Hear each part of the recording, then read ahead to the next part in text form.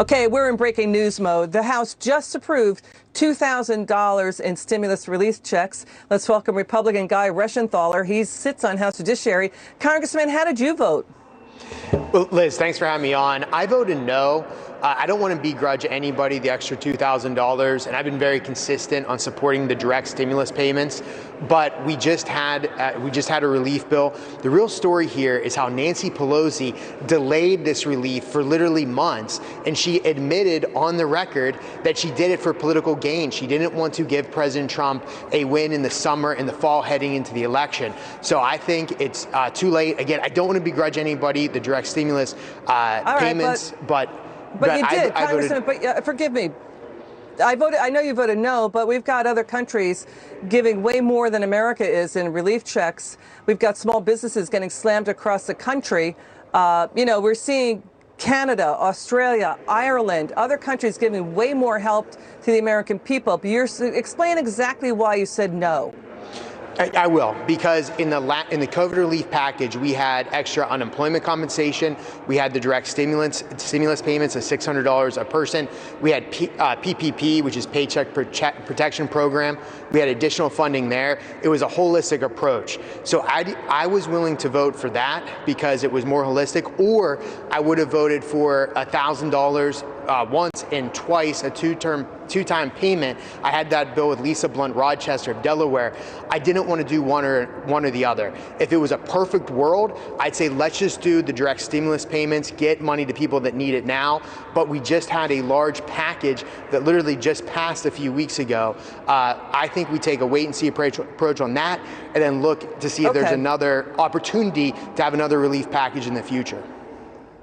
All right. It just may not be a good look. You know what I mean? Saying no to $2,000 checks. I mean, we see the president getting slammed for threatening a veto after 14 million Americans stood to lose their unemployment benefits. The president said he wants $2,000 checks. Again, Denmark, France, Germany, Canada giving more money in monthly relief checks. I mean, here's the thing. Let's back up. Critics say this wasn't going to happen anyway, that the Senate was going to ignore the $2,000 checks, plus President Trump saying he's going to redline and cut out government waste to get the individual checks funded. It looks like it wasn't going to happen anyway in the Republican Senate, right?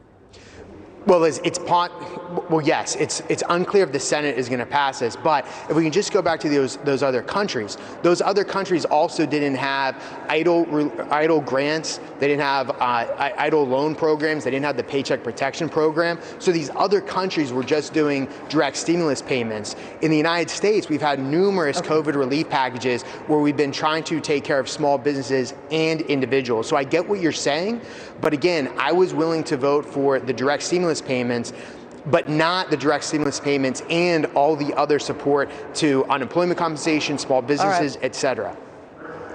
Liz, all right, Congress is the people's house. I don't want to begrudge anybody. Yeah, go ahead, I don't want to begrudge anybody, but at some point somebody has to pay for this. So we've got to be very focused on what we're doing to the deficit and the debt. Again, I'm all for giving people help. All right, let's move on. Yes.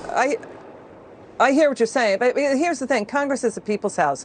Congress works for the taxpayer. Taxpayers pay your salary and Congress's salary. We're in a pandemic. We can't afford to take care of Americans, but we can take care of other countries and special projects by lobbyists. Look at the list that we're showing now. I mean, voters will say, you know what, we can't afford to have the Congress in the people's house. If we're going to be funding border walls in the Middle East, sending hundreds of millions of dollars to Central America to fight corruption, on and on and on. The list goes on and on and on. I mean, when Rand Paul, senator, is finding nearly $55 billion in government waste, that's basically more than 5 million Americans in their taxes going to pay for government waste. So really, you can't cut all that out and just give them $2,000 in checks, really? So I agree that there was spending that I did not find helpful in the last relief package. But Liz, as a rank and file member of Congress, we vote yes or no. I'm not Secretary Mnuchin. I'm not Leader McConnell. I'm certainly not Nancy Pelosi.